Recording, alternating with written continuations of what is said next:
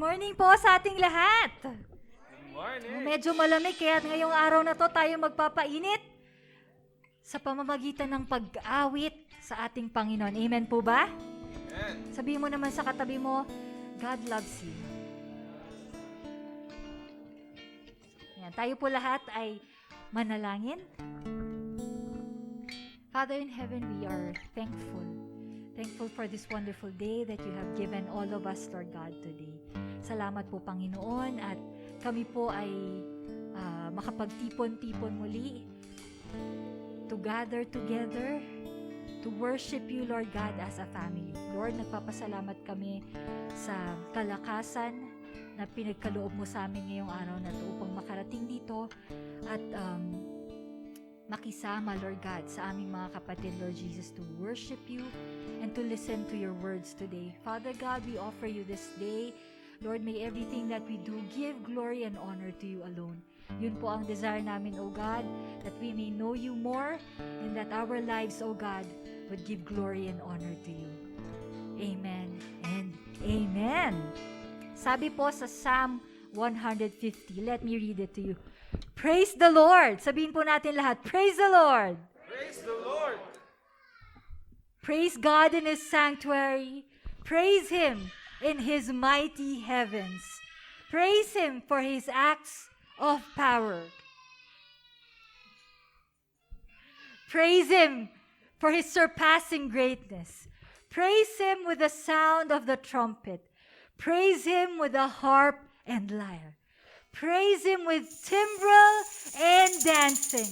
Praise Him with the strings and pipe. Praise Him with the clash of cymbals. Praise Him with resounding cymbals. Let everything that has breath praise the Lord. Praise the Lord. Let's worship the Lord this day.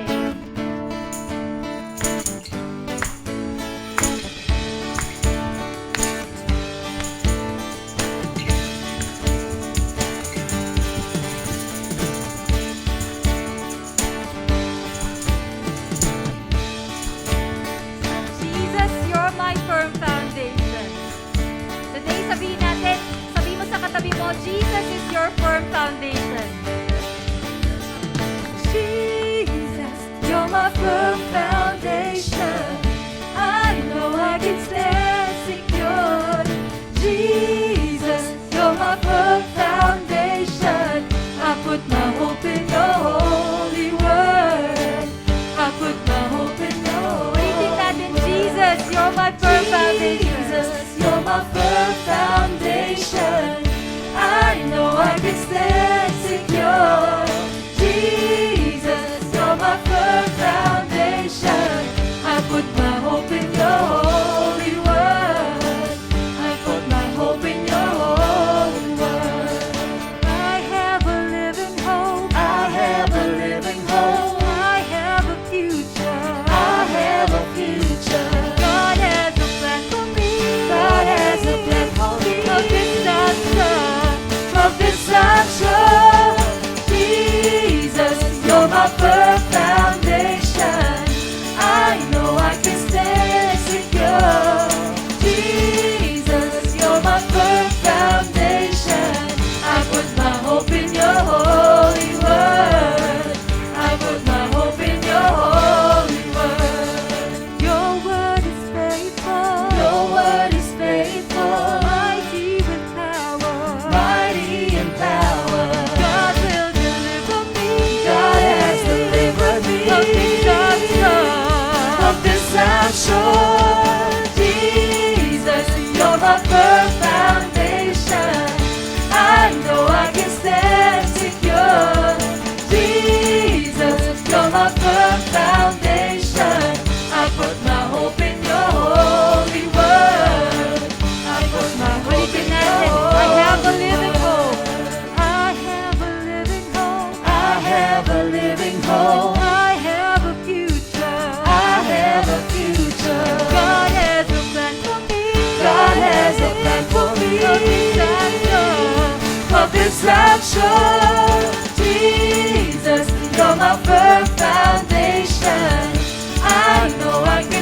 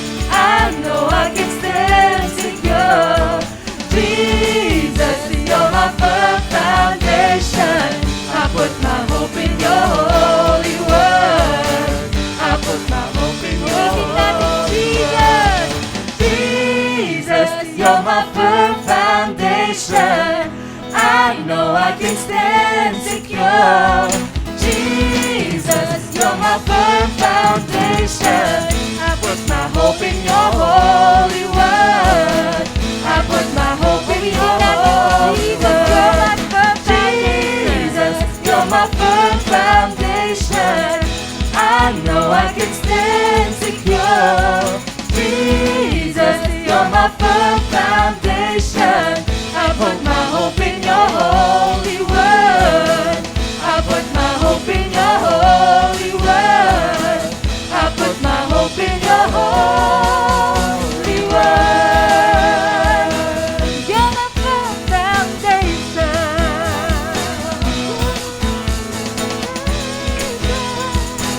You're my firm foundation. Amen. God is so good. Amen. Today we come before the Lord, declaring that He's our hope, He's our future, He's faithful, powerful, our deliverer, our firm foundation. Today we not only come and worship our Lord because of all the things that He has done, but we come before Him this day to worship Him because of who He is in our lives.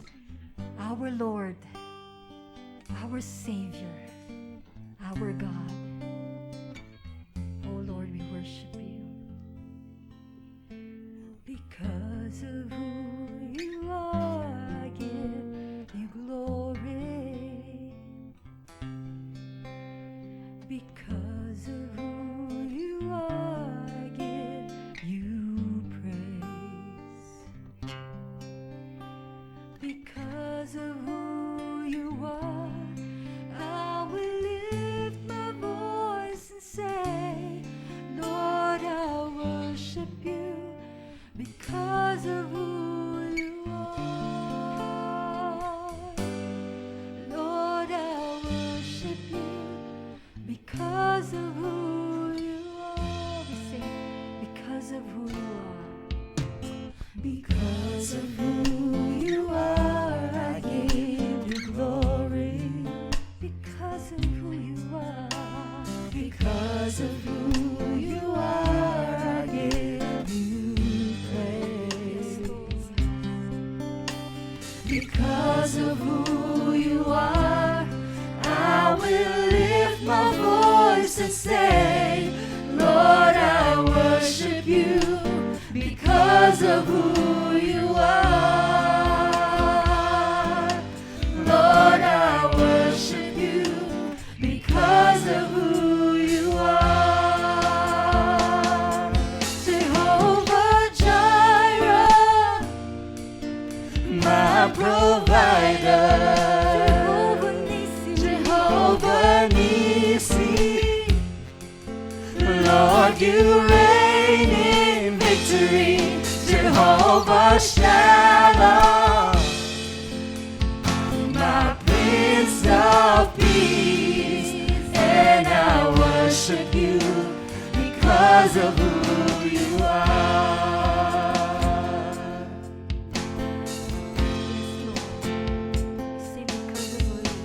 Because of who You are, I give You glory.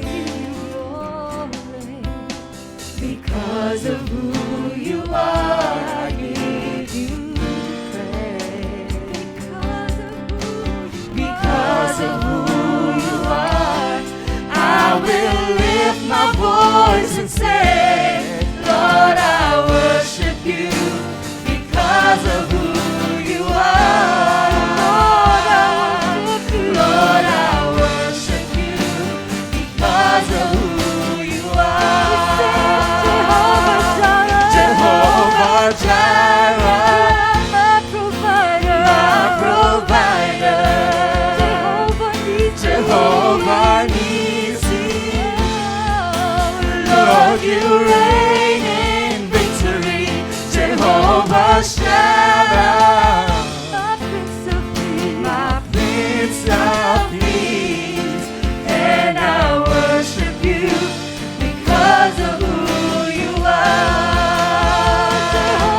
Jehovah Jireh, my provider, Jehovah Nissi, Lord, You reign in Shalom, Prince of Peace, Prince of Peace, and I worship you because of who you are. Jehovah Jireh, my provider. Jehovah Nissi, Lord, you reign in victory. Jehovah Shalom, my Prince of Peace, and I worship you because of who you are. And I worship you because of who you are. And I worship you because of who you are. Oh, we continue to worship you, Lord. Worship you with everything that we have, Lord. Everything that we are. Lord, until the very end of our lives, oh God. With every last breath, with every strength, oh Lord, that we have. Worship you, my Lord. Until the very end. We sing our worship you, my Lord. Until the very end. Until the very end. Worship you. Lord, we lift our voice and sing,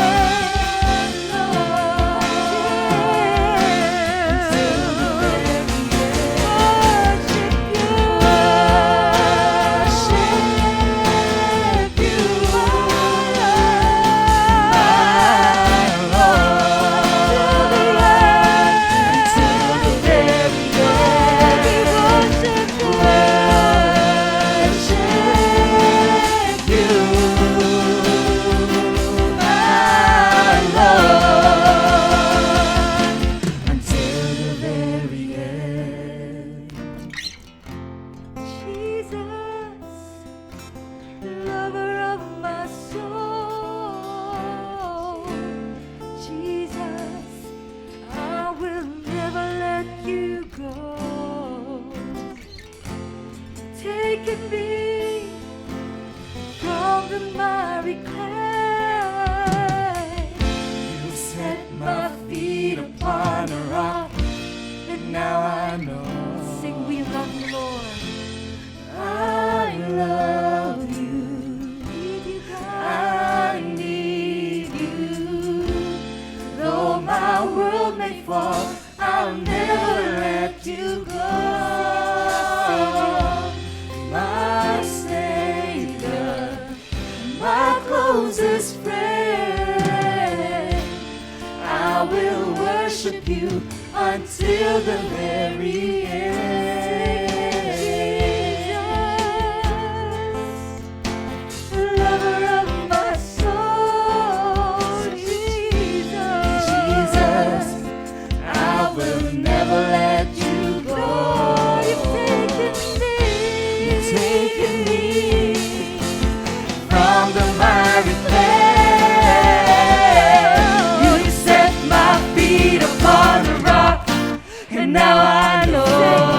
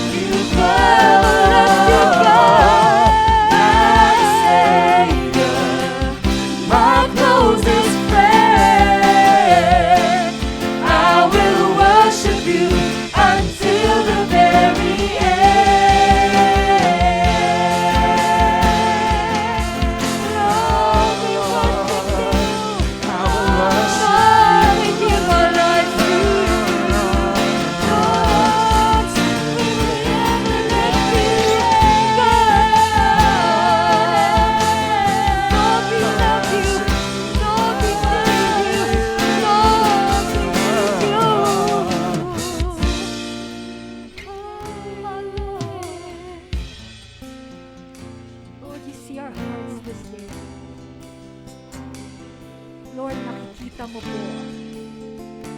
ang bawat puso, ang bawat isa ngayong araw na po. As we come before our Lord this day,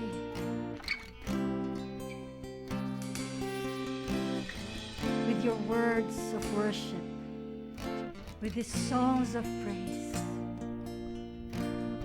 let God know how much you love Him. Tell God how much you need Him in your life, and that everything that He is, He alone can satisfy our hearts. Today declare with all of our hearts that we will worship Him. Worship Him with everything that we are. Oh God in heaven, hear our songs, O Lord, the cry of our hearts as we worship you, Lord. Worship you, my Lord, until the very end. Worship you, my Lord, Until the very end. sing I worship you. Worship you, hear our love, My Lord. hear our praises. Until the very end. Lord, we worship you. We lift our hands and say, Lord, our voices, Lord. Until the very And end. say we worship you. You are my Lord, you are my God, my King. Until the very end. Sing I worship you. Raise our voices. Praise to your God this day. Until the very end. We worship you.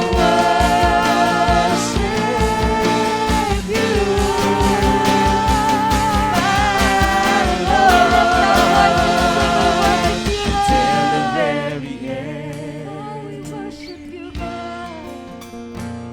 We worship you, Lord. Nobody else, oh God. Worship you, God. With everything we have, with everything we've got, we lift our voices to you, Lord. Until the very end. Until the very end. We worship you, my Lord. Till the very end. Till the very end. Worship you,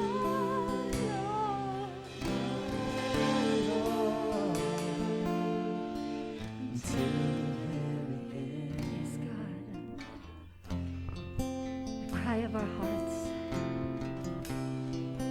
to worship you until the very end. Dear Lord, may our lives, may everything that we do bring honor and glory to you alone. Panginoon, we come before you this day worshiping you because you are our God. You are not only our Savior, you are our Lord, the God of our lives, our Father. Oh God, we thank you for this great day. Thank you, Holy Spirit. Thank you for your presence, Lord. Today, God, we're excited to hear from you. Open our hearts, our eyes, our ears, our minds as we listen to your words. That even as we sit down and listen to you, Lord, we will continue to give you glory and give you praise. God, we praise you. All honor, all power and praise to you alone, O God, both now and forever. And everybody with thankful hearts, shout Amen! Amen!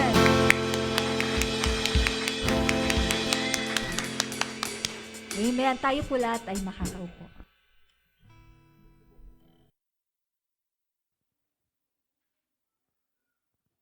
Okay, good morning. Good morning. Ayan. Sino na ang nakahanda ngayong umaga? Pakita sa mga kamay. Yan. Pakita sa mga kamay. Yung mga nakahanda na ngayong umaga, nakahanda nang magbigay para kay Lord. O, di ba? Parang surprise. Kasi may nag-remind sa atin parang last Sunday ata, sabi niya, ba't parang wala kayong giving exhortation? Sabi niya kay Pastor Mike. Sabi naman ni Pastor Mike, lifestyle na kasi or nakasanayan na kasi ng church na wala. And nagtanong ulit yung tao, sabi niya, paano kapag merong mga bago sa church? Hindi parang na-miss nila yung opportunity na magbigay. Tama ba? So this morning, balik tayo sa giving exhortation. Hindi dahil sa kailangan natin ng pondo, pero blessed na tayo, di ba? Pero it is also will serve as a reminder para sa ating lahat na it is our opportunity or it is our privilege to give to God, di ba? Sabi nga nila, merong dalawang benefit or dalawang effect or dalawang pagpapakita kung paano tayo nagbibigay. Sabi niya doon, our giving reflects the heart of God. Paano nangyari? Do you believe that God is a generous God? It will reflect on how we give. Diba? If we believe that God is a generous God, and if we believe that God is our provider, our Jehovah Jireh, it will reflect on our giving. Hindi natin sinusukat kung gaano kalaking ibibigay natin, pero kung gaano tayo ka-generous magbigay. When it comes into our heart. Diba? Sabi niya, God loves a cheerful giver. Give as your heart decided. Hindi yung napipilitan or dahil out of obligation. And secondly, our giving is our act of worship to God. Tama ba? Sabi niya sa Proverbs chapter 3 verse 9 to 10, honor the Lord with your wealth and with the first fruit of your produce. Then your barns will be filled with plenty and your vats will be bursting with wine. We give, and God is leaving us a promise na hindi niya tayo papabayaan, that He will always be our provider. So with that thought in mind, let us pray before we give. Father, we thank you, Lord God, for this opportunity. We thank you, Lord God, Father God, for the privilege, Panginoon, na makapagbigay para sa inyo, Panginoon. And we know, Father God, that this is our act of worship, Father God. May it be a pleasing aroma to your throne, Panginoon. And we do pray, Father God, that as we give, Lord God, may you teach also our heart, Father God, to become generous, Panginoon, as you have been generous to us, Father God. Lord, we thank you, Lord God, for this opportunity. And we do pray, Father God, na i-bless niyo, Panginoon, ang mga malilikom for this morning na magamit, Father God, for the expansion of your kingdom. In Jesus' name we pray. Amen. Amen. So the basket is here. Sa mga naka-ready na, pwede na po nating dalhin. And kung hindi naman po, yung basket ay nasa gilid pa rin mamaya. Oh, let us give.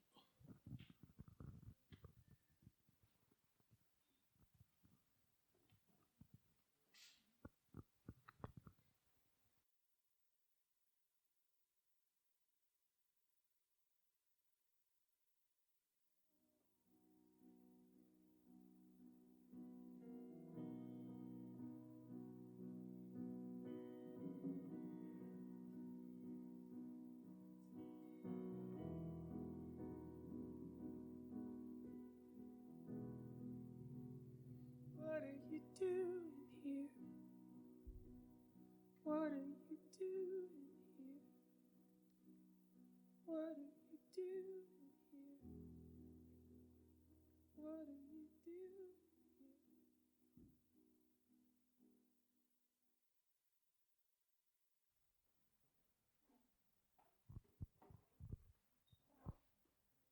Ayan, magandang umaga. Ayan, Tapikin mo yung katabi mo, di ba? Lalo na pagkakilala mo, sabi mo, maganda ang umaga. O, di ba?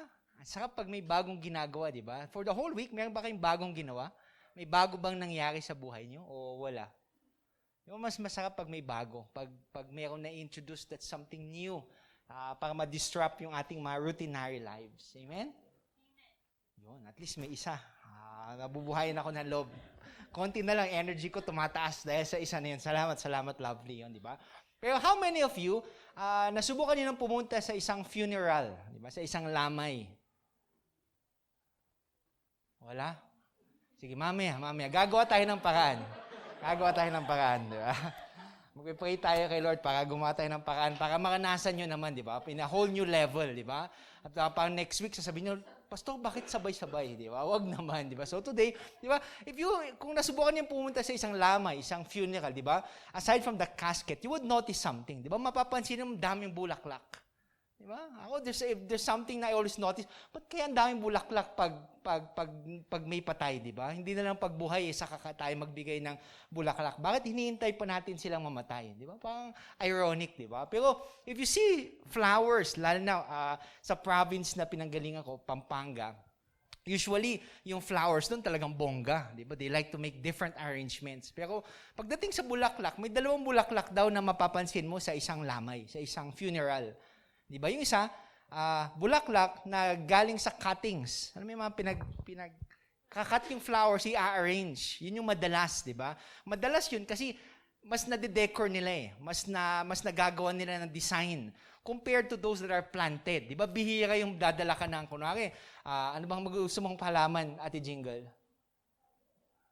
Snake plant, dala-dala niya daw snake plant sa isang lamay. Bihira yun, di ba?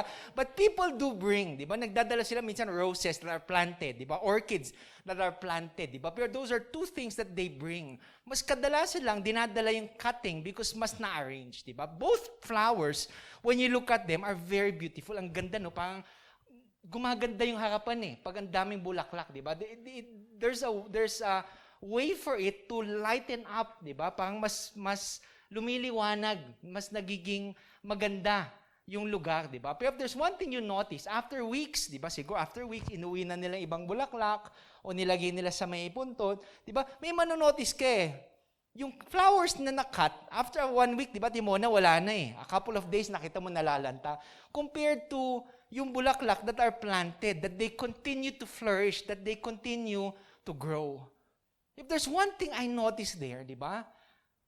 Mas nabubuhay yung mga halaman na may ugat.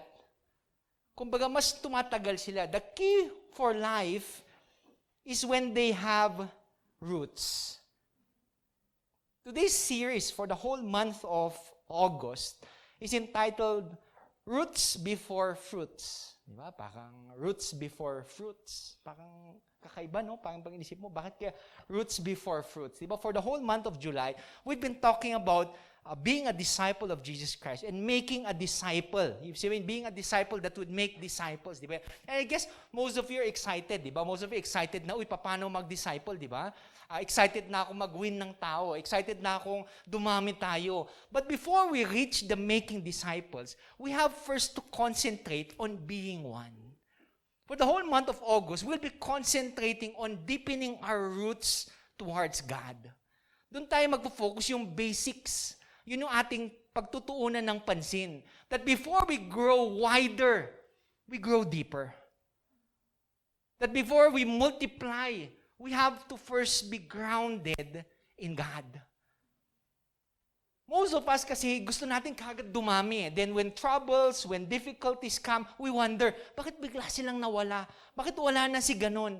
Bakit dati nag-a-attend siya? Because from the very start, their roots weren't grounded. Ibig sabihin, mababaw yung kanilang ugat. And it is my prayer for the whole month of August and in the coming months, may we develop roots that grow deep. Roots that are firmly planted. Roots that are anchored on God Himself. Amen? Parang kakaiba, no? Parang natamaan kayo, tahimik na kayo, di ba? So allow me just to share to you I don't know kung nakapanood na kayo ng movies, yung mga western movies. Mahilig ba kayo sa western movies? Yung pagdodraw sila ng baril. Yung tatalikod sila, magbibilang, tapos pagkakape, bang, di ba? Very common, pagdating sa mga western movies, may napapansin ba kayo habang naglalakad yung mga naka-cowboy, naka-sombrero, di ba may mga umiikot na parang mukhang mga bush? Yung paikot-ikot lang. Tama yun. Narinig niyo sabi? Yung tawag doon pala, tumbleweed. Gabi, no? Sa church, may science pa. Madayong matututunan. Pagdating mo sa bahay, Han, may bago pala akong gustong halaman. Tumbleweed. Oh, siyempre, hindi niya alam yun. Ikaw lang nakakalam nun. Yun. Yung paikot-ikot, tumbleweed tawag doon. And you know, yung tumbleweed is a plant. Di ba? Pag tingin mo, mukhang haystack lang na umikot. But it's a plant. But the reason why it tumbles and tumbles, because its root, isa lang, is only very shallow. Na pag tinanim ng ugat niya, nakapatong lang sa lupa. Kaya konting hangin, iikot na siya. Dadalhin na siya ng hangin. Tawag doon, tumbleweed. Diba? At least may natutunan kayong bago, tumbleweed. Now we get to compare yung tumbleweed as compared to a tree. Diba? Lahat naman tayo nakakita ng puno. Diba? I remember, couple of years ago, siguro 6 years ago, 4 years ago, we went to Baler. Diba? We went to Baler with yung family ko. We happened to come across, dinala kami sa isang lugar na tawag daw nila doon, millennial tree. Diba? Millennial tree. Pagtingin ko, balete naman. Hindi naman siya millennial tree, di ba? Kung pagtingin mo, the tree was so big. Na tipong yung tao pwedeng pumasok. Di ba? Pumapasok kami sa loob, sa mga ugat niya. Hello, ang dami. Kumbaga, ilang kami? 4 kami nasa loob. Pag nasa loob kami, kala namin kami lang. Bigla may tao pala dyan sa gilid. Ang dami. And it is said that yung laki daw ng puno, 60 na tao. Lovely. Yung maghahawak kamay, para lang mapaikot yung buong puno. Imagine, 60 na tao. Ang laki. Imagine nung pagtingin ko nga, grabe, ang laki, parang nakakatakot nga, di ba? Parang titignan mo, talagang wow, bahay talaga ng kapre, di ba? Kasi super laki through and through. Now, you just imagine, na sabi ko, kaya ba tinawag na millennial tree? Because it survived not only years, but years and years and years. Ibig sabihin, ang tagal na, andun na pala yung puno na yan. And one thing that made it survive that length, ganun katagal, it's because its roots were so deep. Nakala mo, hawak mo, sanga, yun pala, ugat niya pa lang eh. Ang dami, as in, super laki. And you can just imagine, wow. Ako, ngayon lang nakita ng puno na ganun kalaki. And it is believed to be one of the biggest dito sa Asia. Diba? Pag tingin mo, dati sa pictures lang, redwood tree, yung tipong kayang lumusot yung sasakyan, picture lang yun eh. Pero iba kasi, Mama Evelyn, pag nakita mo na actual eh, ang tagal mong tititigan, parang, wow, parang ganito pala kalaki. Na paghawak mo na ugat niya, kasing laki lang pala ng bewang mo. Grabe, so big, na pag inisip mo, wow! Ibig sabihin nung it withstood strong winds. Ilang bagyo na rin yung nakayanan niya. Ilang baha. Which makes me think today, di ba? Na similar to sa ating spiritual na buhay. Na similar to sa ating mga spiritual na mga ugat. Tayo ba isang tumbleweed? Na yung ugat natin isa lang? That when storms come in our life, bigla tayong nawawala? Or are our roots planted deep like trees that can withhold storms that comes in our life? Yung mga ugat ba natin, shallow lang kasi nakatanim siya sa ating career, pera sa bangko, nakatanim siya sa ating pamilya. But are your roots today rooted in something deeper? Are your roots today rooted in Christ? If you have your spiritual roots rooted in Christ, you will find out that no matter what happens in your life today, you would remain standing. You can withstand anything that comes in your life. Struggles, issues. Your faith will make you stronger. You will begin to realize that you face uncertainty with hope. You face suffering with courage. You begin to face everything with confidence because your roots are deep. Today, join me as we look into God's Word this morning and find out how we can be rooted in Christ. So today, if you have your Bibles with you, may I ask you to open your Bibles to the book of Colossians, chapter 2, verses 6 to 7. And can I invite everybody who can stand up and read to please join me as we give honor to the reading of God's Word this lovely morning.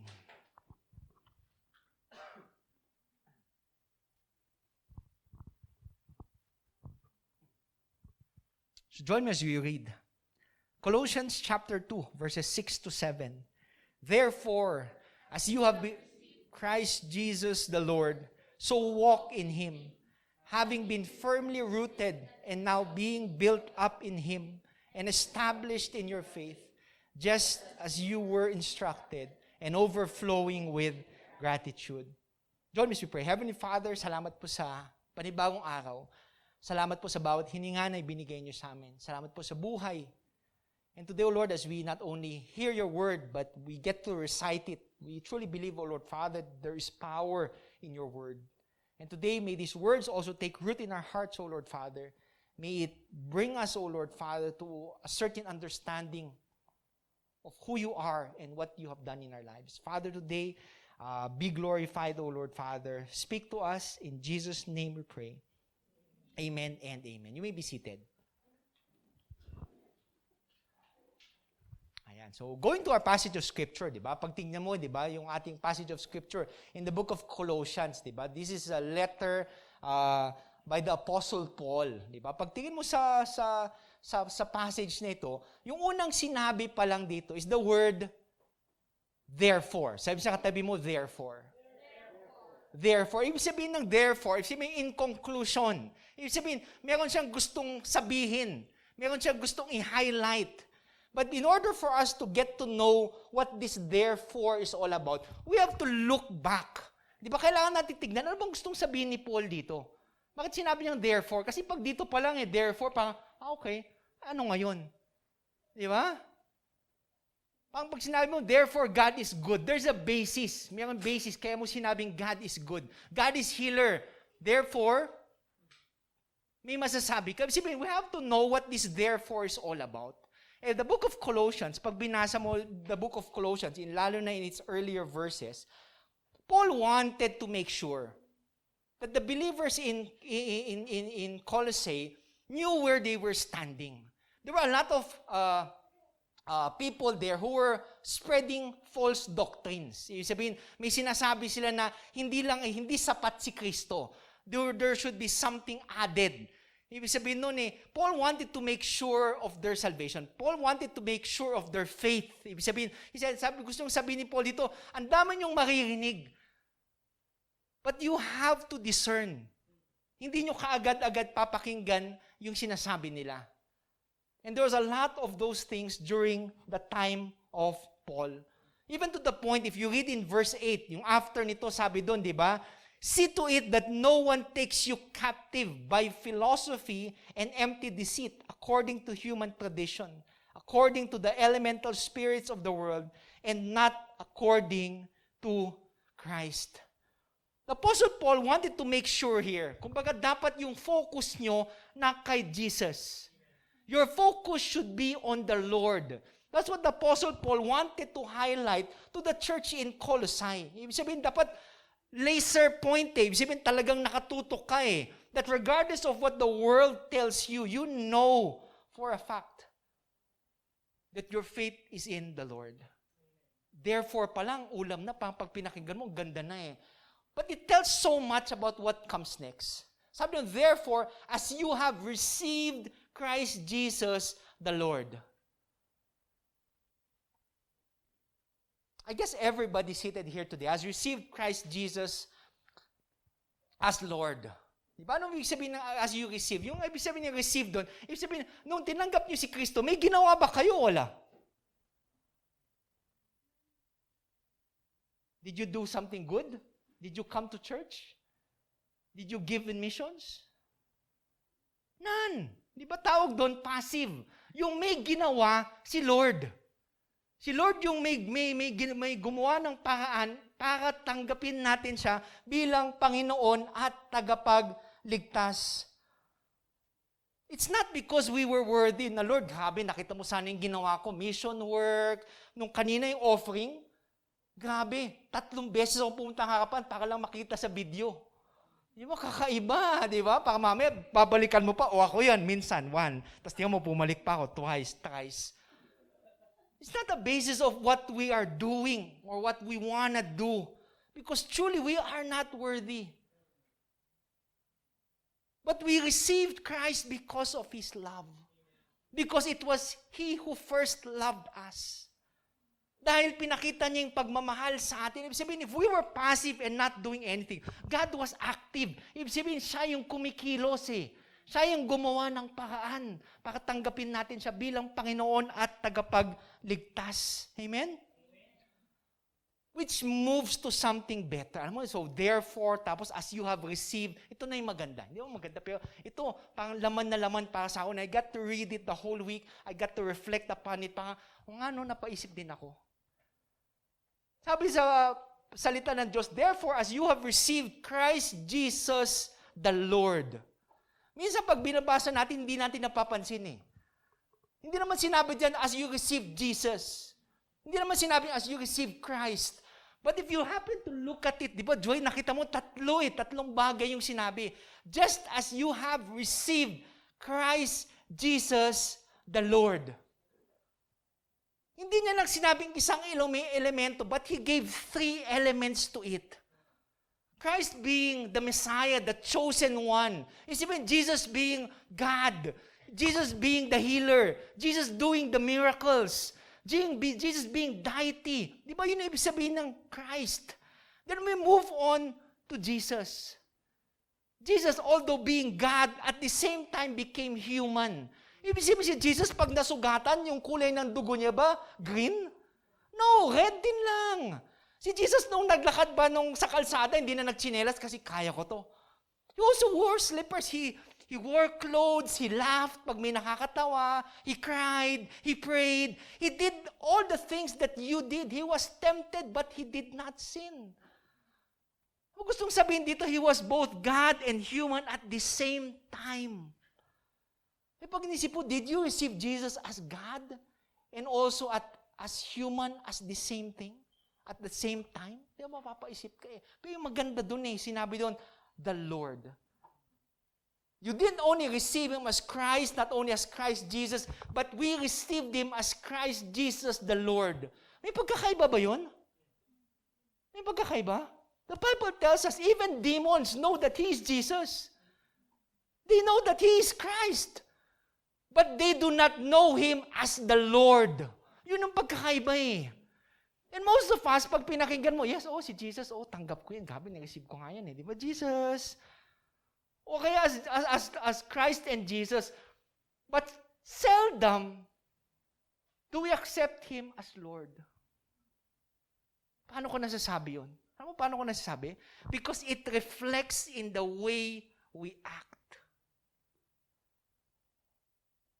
It reflects on the way you move, the way you speak, the way you think.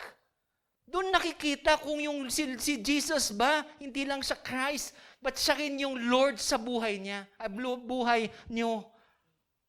Lord means you submit everything to Him. Ibig sabihin, plano niyo maganda, pero plano ni Lord, Lord siya eh, dito ako.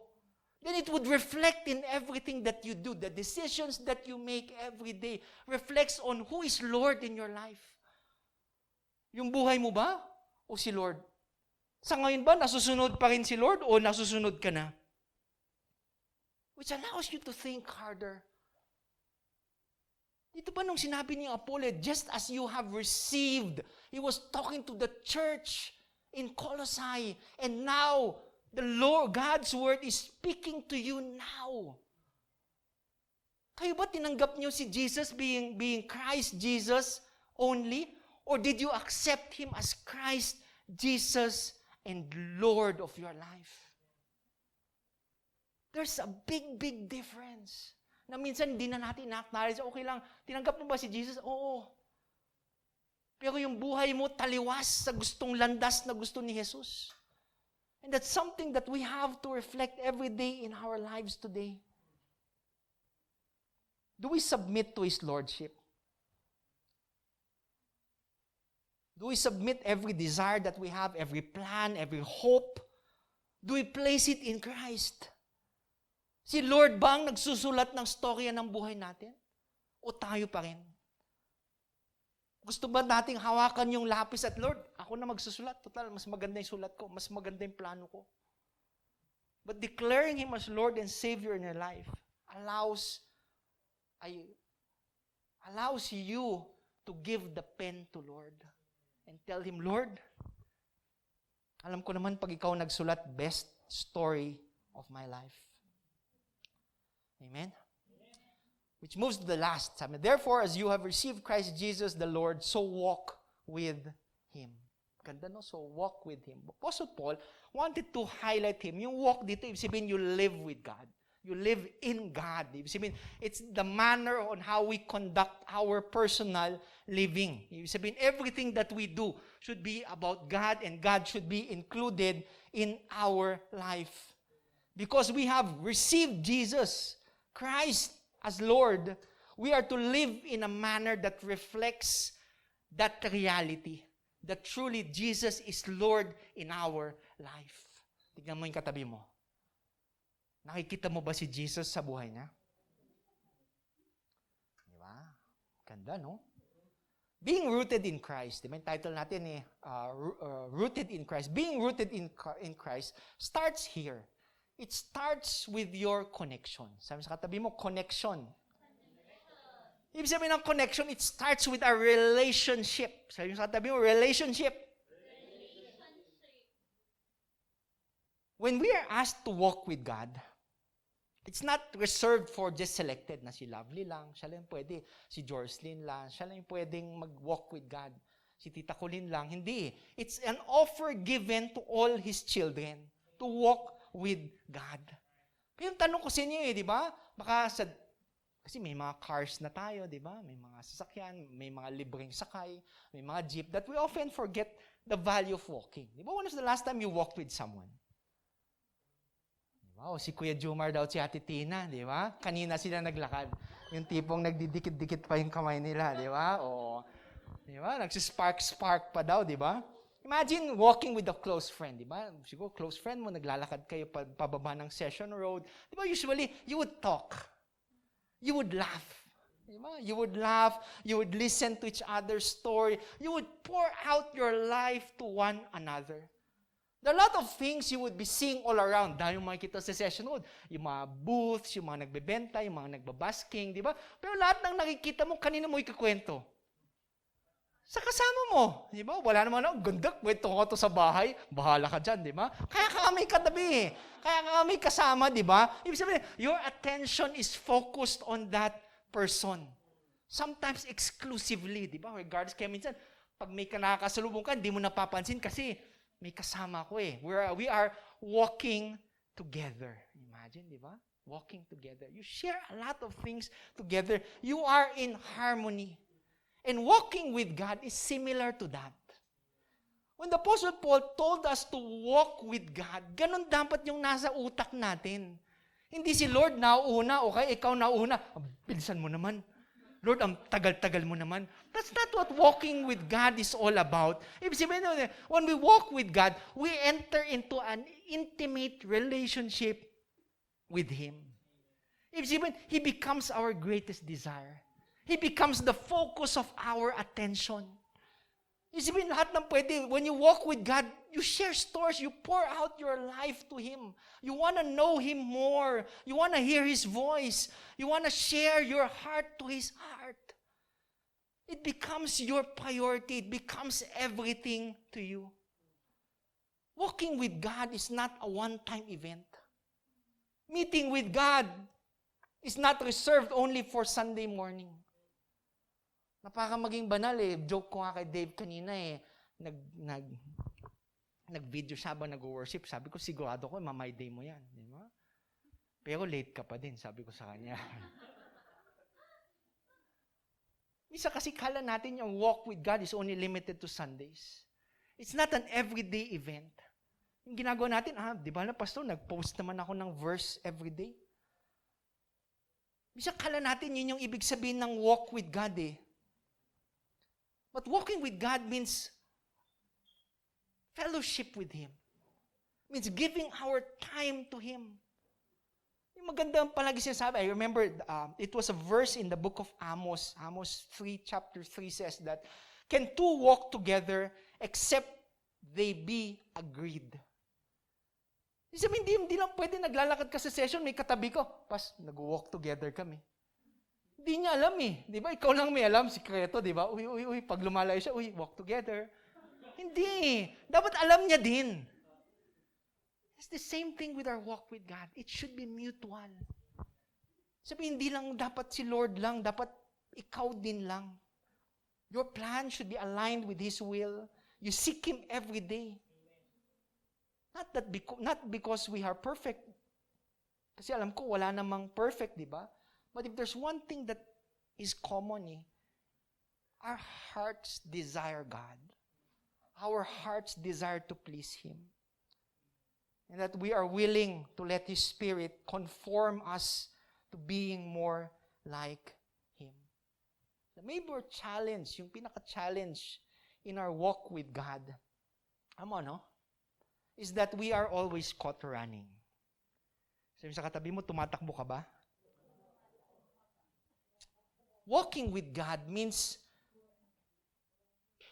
we have to constantly slow down most of the time.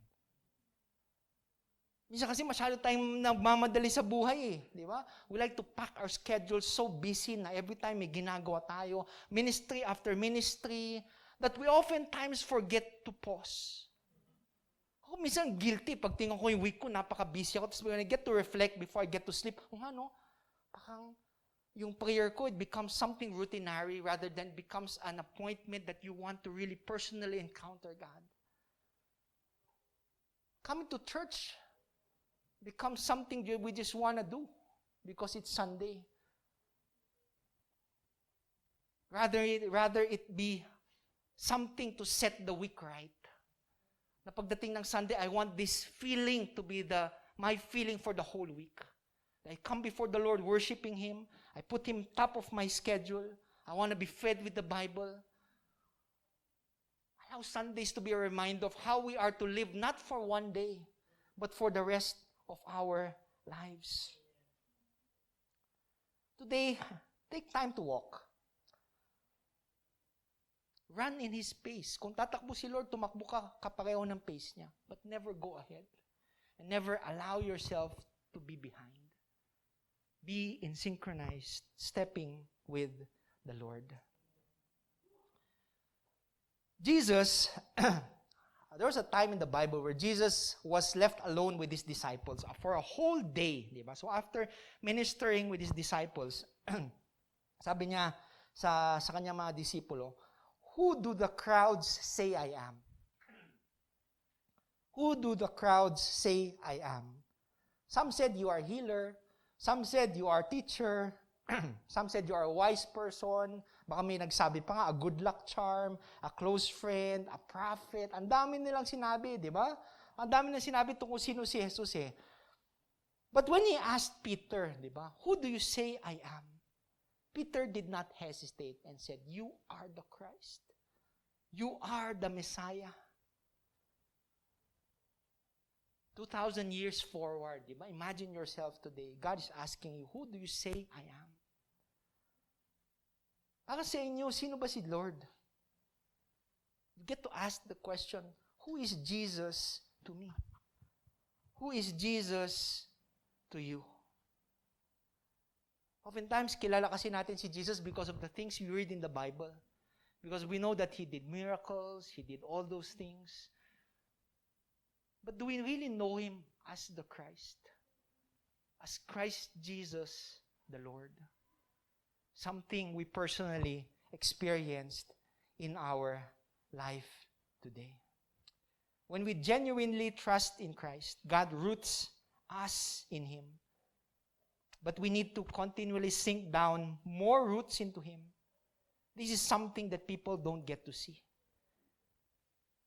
It refers to your heart before God and your time alone with Him. Don't be a nominal Christian, a Christian by name. But rather be a Christian identified by your roots. That you are rooted in Christ. So today, who is Jesus to you? Moving on, sa ating passage of Scripture, yan, mabilis yan. So, having been firmly rooted and now being built up in Him and established in your faith, just as you were instructed. Diba? Different words dito, napakahirap. Unang group of words dito, sabi, being firmly rooted. Sabi sa tabi mo, firmly rooted. I remember in back in the seminar days, something that para mas maintindihan nyo, di ba? Yung firmly rooted dito, yung gusto niyang sabihin, there are different tenses din. Pagdating sa Greek language, di ba? Parang sa atin, pagdating sa ordinary English language, di ba? May mga tense yung verb, present, present, past, future, di ba? And sometimes they add different, di ba? May mga different na present blank something, which make it more complicated, di ba? Pagdating sa Greek language, they have something similar. Ganun din lang. And being firmly rooted is said to be perfect passive participle. Di ba? Wow. Lalim, di ba? Perfect passive participle. Ibig sabihin nun, something that was done in the past that is continually being done today. Isip, ginawa na noon, pero patuloy na nangyayari pa rin hanggang ngayon. That once you accepted Jesus as your Lord and Savior, you are being rooted in Christ. But that thing is continuously happening up to today. Kasi mas lumalalim pa rin yung ugat natin kay Kristo. Hindi siya one-time event, Miko. Kumbaga, it's something that happens continuously. Then you move on to the next verb. Diba? Ito medyo maganda-ganda. Sabi sa next verb, now being built up in Him. Diba? Parang kakaiba. Being built up in Him. Ito, hindi perfect. Tawag dito, present passive. Diba? Ibig sabihin, it's not something done before, but it's something being done today in your life. Being built up. Ibig sabihin, patuloy kayo the Lord is adding to your foundation. The Lord is making you stronger. The Lord is allowing you to grow your roots deeper. Yun yung ibig sabihin ng nandito. If you see there's a play of words, pero mas maintindihan mo yung gustong sabihin ni Paul eh. Na being rooted is something that happened before, but is still happening today. Being built upon is something that is currently happening in your life today. Grabe, napagod ako doon. English kasi, di ba? Napakalalim, di ba? So, being established in faith is the next mark of walking in Christ. This also is a present passive plural participle indicating it is occurring to believers in the present time. Ibig sabihin, lahat na to, yung una, patuloy pa rin, pero nangyayari na rin noon. Being rooted before up to today. Being built up today. Being established in your faith, it is something currently happening in your life today. Amen? Today, being rooted in Christ not only talks about our connection, but it also talks about our convictions. Sabi sa katabi mo, convictions. What you believe in, where you place your faith upon. Yun yung sabihin ng conviction. Ibig sabihin, at the end of the day, when you accepted Jesus as your Lord and personal Savior, tapos meron ka ng ugat, hindi ka naman nahayaan ni Lord na dyan lang eh. It's something that He builds up. It's something that He does. Kumatawag doon, it's His sanctifying work in your life. Ibig sabihin, patuloy pa rin nangyayari yun sa buhay ninyo. And sometimes in our life, we don't get to see it. Nakikita nyo ba? When you accepted the Lord, you were, wow, parang super fired up. Pastor, anong ministry pwede kong gawin? Aga mo sa church. After a couple of months, parang walang nangyayari sa buhay ko ah. Parang bakit siya biglang malago na? Bakit ganon? But you have to constantly believe in your hearts that God is doing something in your life.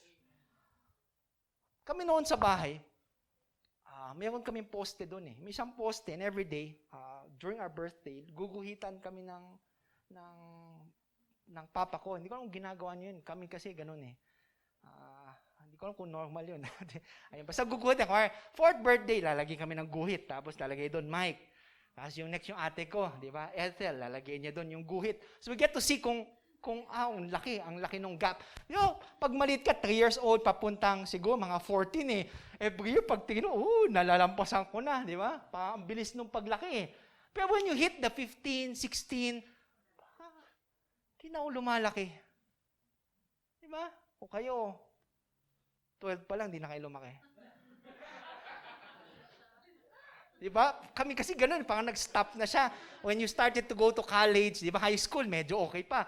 Puberty, ang bilis mong tumangkad eh. Pagdating college, parang nag-stop na, di ba? Pasensya na, yung mga elementary pa lang, nag-stop na. Di ba? Pero you have to constantly believe that you are growing. Di ba? Dapat alam mo, nagmamature ka pa din. Dahil hindi basihan lang yung tangkad eh.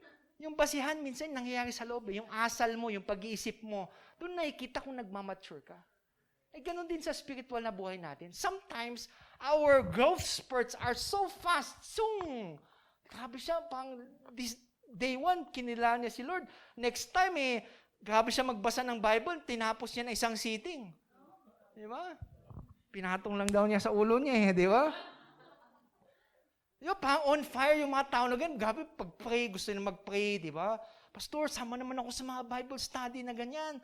But there are some na parang hindi, parang ang tagal, sige, attend muna ako. Sometimes wala, sometimes meron. Different growths. But you have to believe it in your heart that God is doing and continuously moving in your life. Hindi mo man nakikita, hindi mo man nararamdaman, you have to believe it in your heart. Na alam ko that hindi pa tapos si Lord sa buhay ko. Na patuloy pa rin siyang kumikilos sa buhay ko. You might have relatives or even children, di ba, na parang sinama niyo sa church, parang mga kaibigan, sinama niyo sa church, para baguhin, di ba? Parang ikaw kasi ang bilis mo magbago. Tapos pagdating sa kanya, taon na, Lord, grabe, bakit walang nagbabago? But this is where your convictions come in. This is where your belief comes in. This is where your faith comes in. That you know, na kahit ganyan alam ko, gumagalaw pa rin si Lord sa buhay niya That one day, alam ko, lalalim din siya Hindi naman kasi lahat ng tao, pantay-pantay yung pagtubo Some people, kailangan ng time. Some mabilis. Kaya yung pagkakatulad nating lahat God is working in our lives today. Amen? Which leads me to this question. Kina-engineer Kami kasi gustong-gusto ko nung bata ko Ako pag nakikita ko sa building na ginagawa, yung bilis nila, una nagpo-footing sila, next week nakita mo na tapos na yung first floor, next time tapos na yung second floor. Parang bilis, di ba? Ang gandang tignan, di ba? Pag tira mo sina Engineer John, sina Dave, di ba? Parang bilis. But sometimes, when you look at a building, every day excited ka tignan kung dumadami pa. This week, tignan mo second floor. Pagbalik mo next week, second floor. Nagtatrabaho ba sila? Pagbalik mo ng third week, second floor. Mukhang nagbawas yata sila ng empleyado di ba? Yung minsan kasi sa ating point of view, hindi na natin nakikita yung ginagawa sa loob. Na sometimes yung ginagawa pala nila electrical. Yung sometimes ginagawa pala nila yung finishing na. There are some things that we cannot see that we're so excited na wow, baka ito yata yung ginagawa nila ngayon Na sometimes we wonder, meron bang ginagawa? Diba? Meron ba o wala? When you walk with God, sometimes there are obvious changes that others can easily see. But more often, the Lord is steadily at work on areas that aren't so dramatic. Yung hindi nakikita ng ibang tao. When He roughs those edges in your life to build patience. Hindi naman nakikita ng ibang tao dyan Pero ikaw nakikita mo di ba? Kumbaga, when He builds you up into a better person na mas mapagmahal sa asawa. Minsan, asawa mo lang nakikita nun hindi naman ng ibang tao. But those are things that people don't get to see. But God is continuously moving in your life today. So today, allow me to ask you, what is Jesus doing in your life today? What is Jesus doing in your life today? Meron bang mga rough edges na pinipino niya? Minsan habol kasi natin yung spectacular things that happens in our life rather than the details that personally God does in our life. Take time to reflect. Diba? Isipin natin, may ginagawa ba si Lord sa buhay natin? May ginagawa ba si Lord sa buhay ko ngayon? Is He teaching me something today? Those are the personal times you have to sit down and reflect on your life today. Lastly, in our passage of Scripture, sabi doon, overflowing with gratitude. Ito yung final step, diba? Ito yung final result. Ito, pagdating sa tenses, tawag dito present active. So it's not passive, it's present active participle. Ibig sabihin nun hindi ko din alam Hindi, ibig sabihin, we are doing this in response to something that God did. Gets nyo? Ginagawa nyo to dahil may ginawa na yung Panginoon sa buhay ninyo. It's something that God did in the past, pero yung reaction natin ngayon. You get it? You are overflowing with gratitude because of what God has done in your life. Gusto ko nung sinabi ni Paul dito, in detalye, hindi lang niya sinabi dito, and with gratitude, and be thankful. Pero dinagdag niya yung word dito, Kuya Jomar, nag-uumapaw. Overflowing. Ibig sabihin sa isang river, did you ever see a river? Sana nakakita naman kayo ng river. Pag umuulan, yan, mga kanal, river, di ba? Pag kunwari may river, kumuha kayo ng baso. Ito, picture on what overflow means. Lagyan nyo yung baso sa river. Yung sasalo niya yung tubig. Di ba, kumbaga, pag napuno na, nag-uumapaw pa din. And that's the same picture the Apostle Paul wants us to picture in our minds. That our thankfulness towards God should be something that overflows. Hindi lang, thank you, Lord. Yung parang, wow, buhay ako, thank you, Lord. Pero mo yung nag-uumapaw, may difference yun It brings certain joy na pang, wow! Sabi nga ni Dave kanina, wow, kakaiba yung energy level mo. Every time I wake up, yun yung palagi ko inisipin, wow, grabe, there are a lot of things I have to be thankful for. And it's something that overflows. Ibig sabihin nag-uumapaw, nakikita. Hindi nag-overflow, tapos hindi nakikita.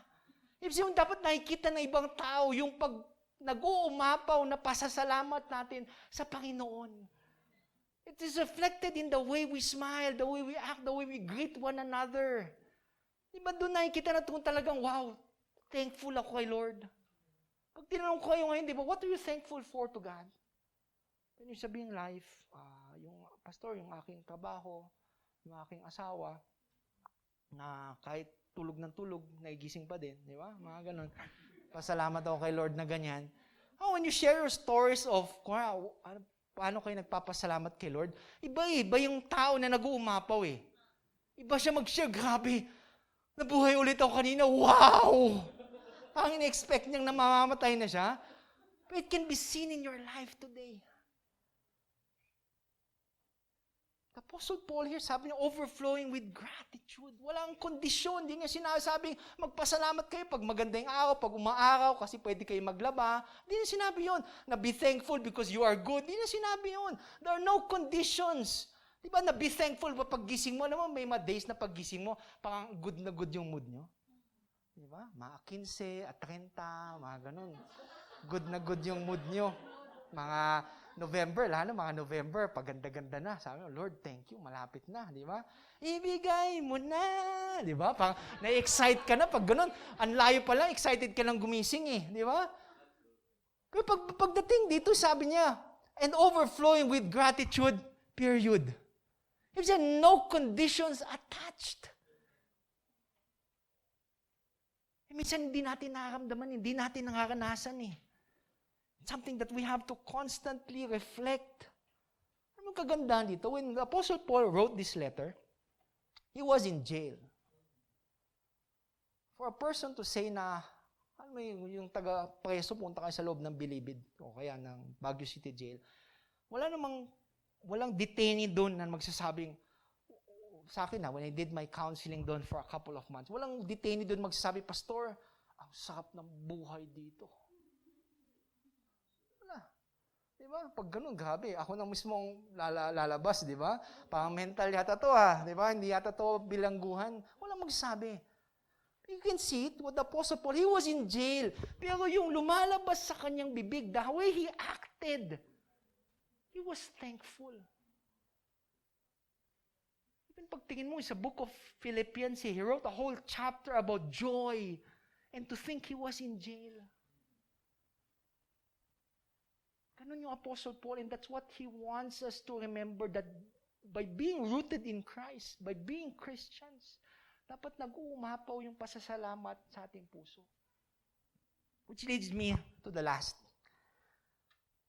Not only our connection, but also our condition. A condition on being rooted in Christ reminds us of our condition before. Sino ka ba before mo nakilala si Jesus? Pastor, noon mayaman ako, ngayon hindi na. Noon dami kong oras, ngayon wala na. Being rooted in Christ reminds us on who we are before, that we were sinners in need of a Savior, that we are sinners saved by grace. It allows you to reflect on your past condition, and it also allows you to go beyond your current condition. Ibig sabihin, yung pasasalamat nyo, hindi nakabase kung may 13-month pay o wala, kung sweldo o hindi, kung maganda yung panahon o hindi. Hindi yun yung basis eh. Pero yung basis mo would always be what Christ has done for you. Yun yung bago mong basihan sa buhay eh. That we are in a disposition of thankfulness because we are amazed because of what Christ has done in your life. Sino ba naman ako? Makasalanan. And yet every day, Christ shows me His love. Halos siya sabi, maraming bagay na you prayed for that God didn't give you. Pero alam ko, mas maraming bagay ang hindi nyo pinag-pray pero binigay pa rin ng Lord. Those are the times that you say, grabe, no? Hindi ko deserve pero binibigay pa rin ng Panginoon. That you can be thankful even if you're going through a lot today. You can be thankful even if you're not feeling well today. You can be thankful kahit hindi mo gusto yung katabi mo. It supersedes your circumstances. You know why? Because you get to remember that it was God who first loved me, willing to give up His Son to die for me. That Christ's death was not put into vain. But rather, He died triumphantly, conquered death in order for me to experience life once again, one more time. Kapag inisip mo yung mga bagay na yan, it sets you in the right perspective. That your gratitude should be based on what Christ has done in your life. So today, going back to my question, ano nga ba yung ginawa ni Lord sa buhay niyo?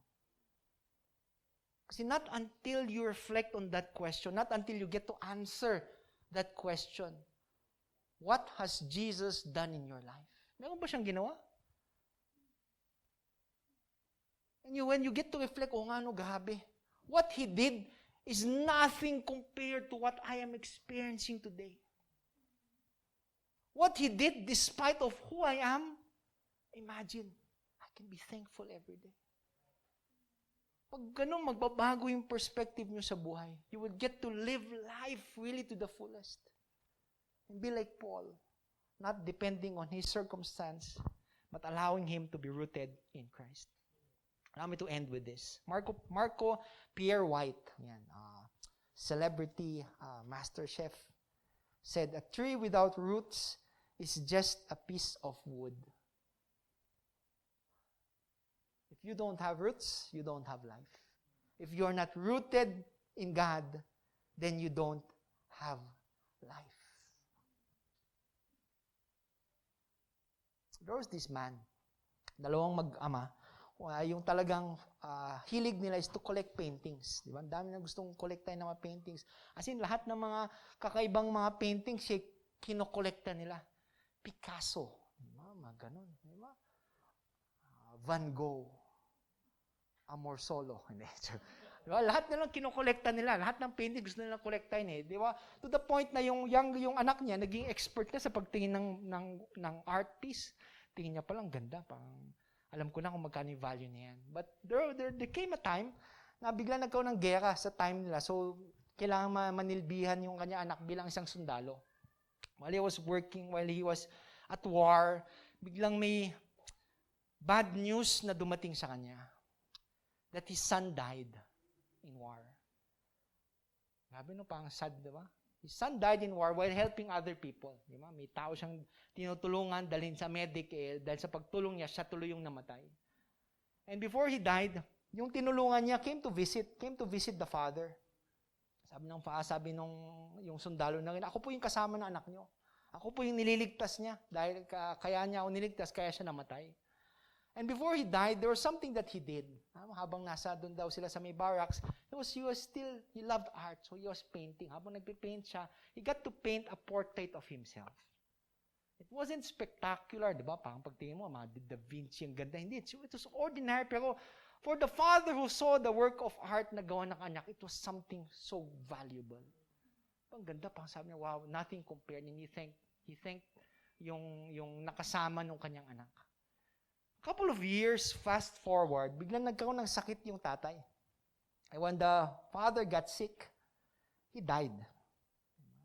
Nung namatay siya, buong mundo parang was getting ready kasi ang dami nilang collection na naiwan eh. Millions and millions worth of art exhibit iniwan eh.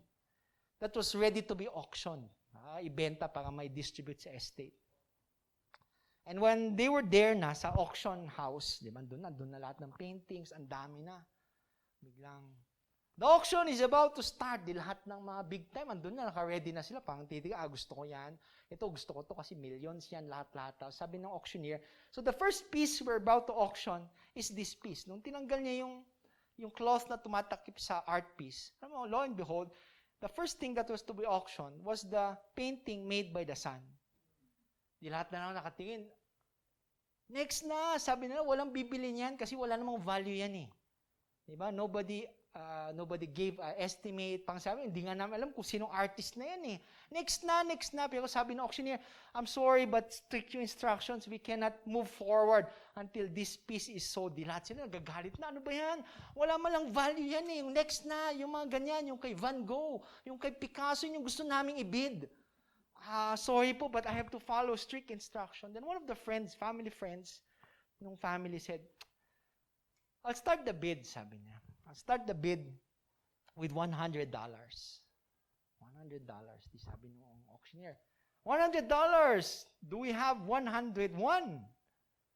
Tahimik lahat. Next na, please lang. So going once, going twice, sold to that person, sabi niya, for $100. Binigay yung painting. Di lahat, excited na. Excited na silang i-bid yung mga next paintings. Then the auctioneer said, I'm sorry, but the auction is closed. Di nagtaka sila, bakit? Di ba? Bakit? Paano yung iba? Tapos sabi na lang ng auctioneer, there was strict instructions that the person who would buy the painting of the son would also inherit all. Grabe no? Wow, boom! Di ba? Sa utak mo parang wow, you can't imagine that when the gavel fell, everything belonged to that person. Di ba? They're all stunned. Sabi niya, what do you mean it's over? Hindi sila makapaniwala. What about all the paintings? The auctioneer replied, it's very simple. According to the will of the Father, whoever takes the Son gets it all. Which applies the same sa ating mga buhay. Whoever has the Son, whoever has Jesus, gets it all. Whoever is rooted in Christ gets life. Allow me to end with this passage of Scripture. Jeremiah 17, 7 and 8 says, "But blessed is the one who trusts in the Lord, whose confidence is in Him. They will be like a tree planted by the water that sends out its roots by the stream. It does not fear when heat comes. Its leaves are always green. It has no worries in a year of drought and never fails to bear fruit." Today, are you rooted? More specifically, are you rooted in Christ? Let's bow our heads.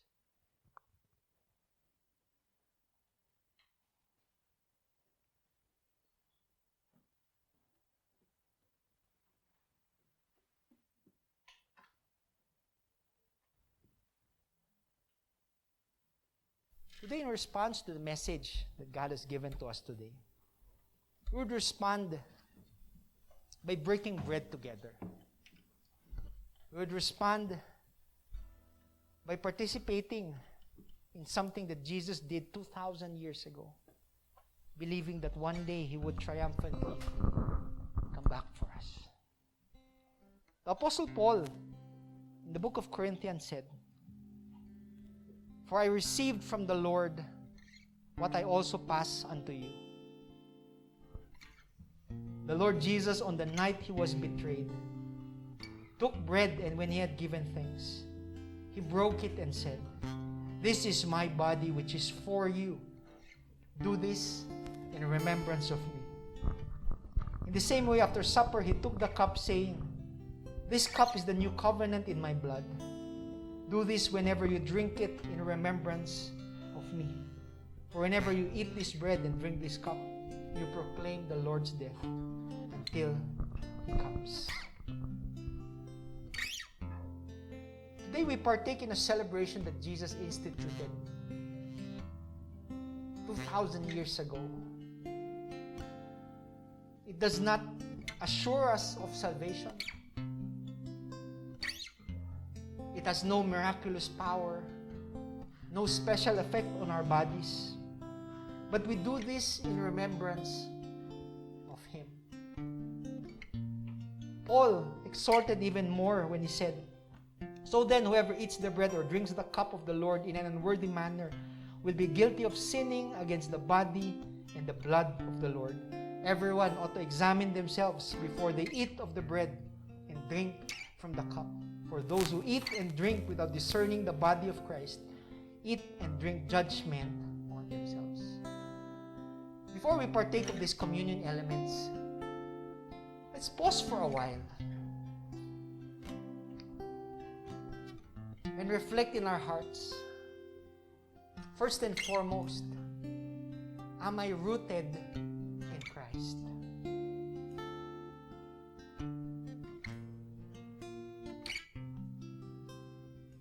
Is Christ not only Lord,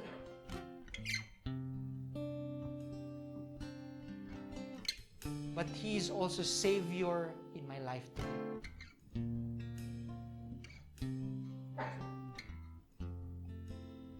And as we reflect on those questions, we get to offer our hearts to God.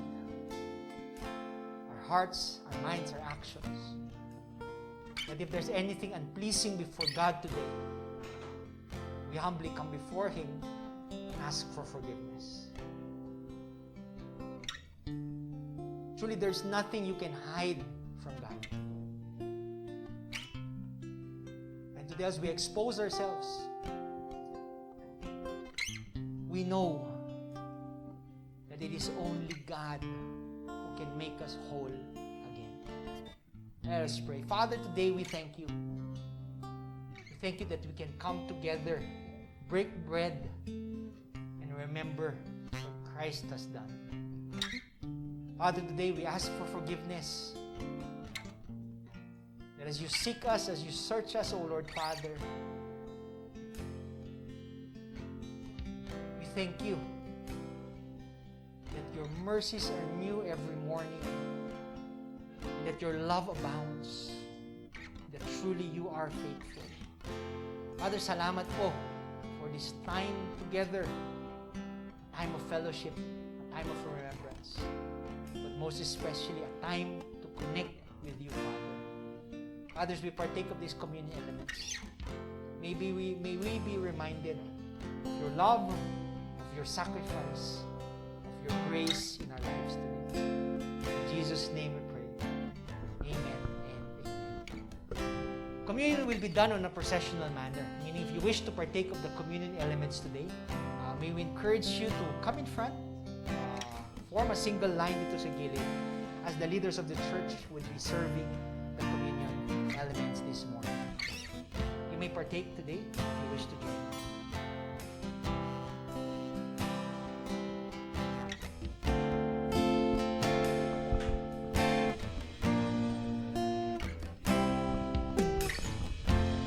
Jesus, lover of my soul.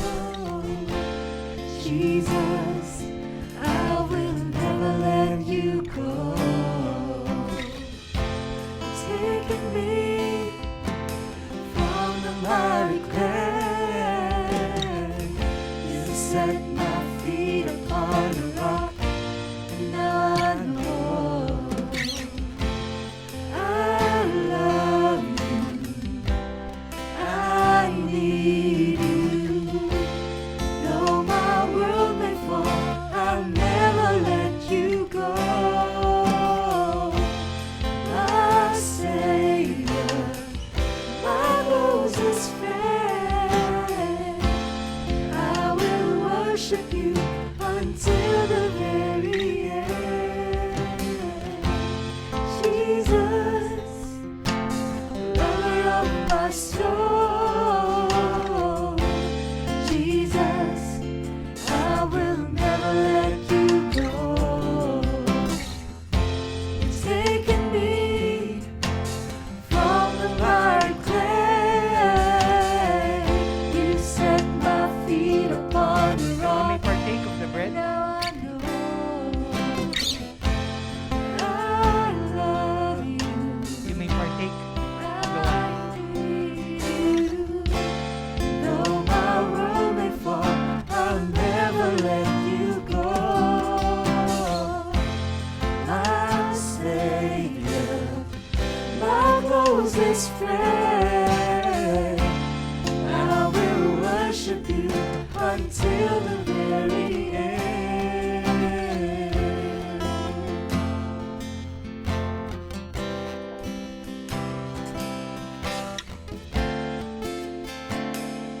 I request everyone to rise up.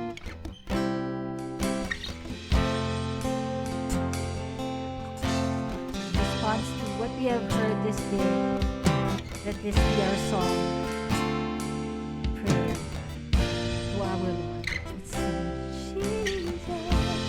Jesus, you are lover of my soul. Jesus, I will never let you go. Taking me from the miry clay. You set my feet upon a rock, and now I know. I love you. I need you.